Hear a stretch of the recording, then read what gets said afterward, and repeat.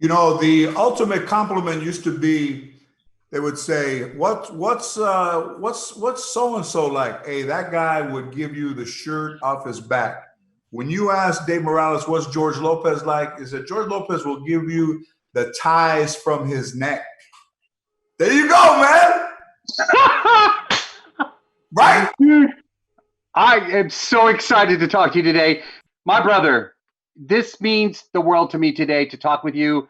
I've known you a long time. I love you, and I was hoping you right. This is your tie that you sent me. I'm wearing them, brother. I'm wearing them. That's crazy, man. I mean, I've known you a long time, bro. So it's good to see you too, man. You look good. Thank you, sir. This is my favorite one you sent.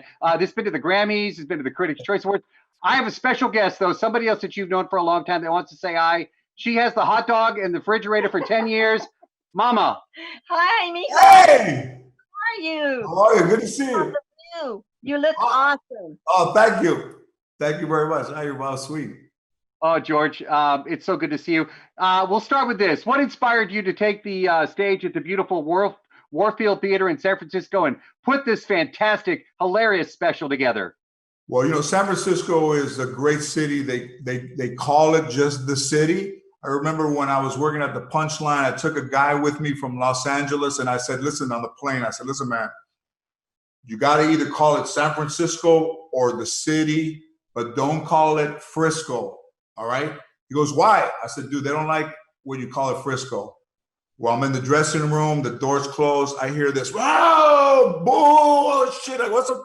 What happened? He goes, he said it's his first time in Frisco. And you know, you try to bring these young guys along. San Francisco has been a great city for me, and the Warfield has been an amazing place. I mean, Carlos Santana came to see me, worked there. You know, they asked me to reopen it in 2007 when it had been closed for renovations, and you know that place is haunted. So I'll go anywhere a place is haunted. One time I was on stage there in like 2012. I turned around and I said, "Hey, this was somebody just behind me?" And they were like, "No, I literally felt somebody behind me." So in the older theaters, you can feel the presence of people who are still in the theaters. That's awesome. George, tell me why we need a laugh break right now. There's a lot going on in the world. We have people like you that entertain us, give us that escapism. But you tell me, why do we need to take a laugh break right now? Well, right now, I think that you know, we'll take a break from looting to enjoy. We'll do it for half. I think when tensions are high, the way they are now, when you have people who will never agree, unfortunately, sometimes you can get just people to never agree.